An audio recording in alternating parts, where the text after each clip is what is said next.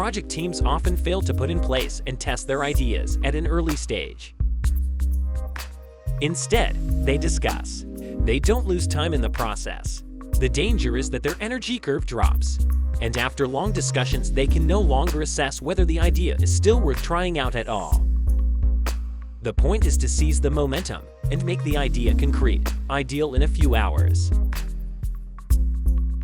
Our project team has developed an idea for a first aid app, an app that shows users how to help in an accident situation. The team is still discussing the pros and cons of an app. Our coach Janina makes it clear that the discussion won't help.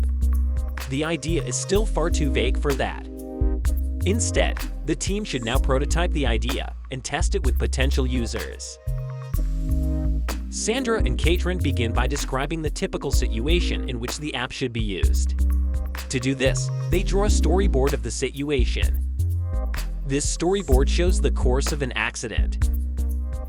Sandra records when the app is used and what influence it has on the first aid situation.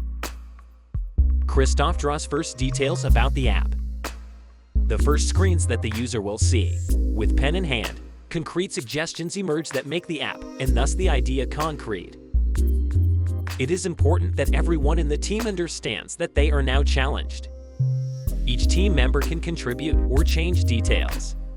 The important thing is that the details are relevant to the situation. Everyone on the team understands that accidents can happen in a different way, but they have to decide on a scenario. Only then can they concentrate on the essential features. The storyboard is set up. Now the discussion about the idea also becomes more concrete.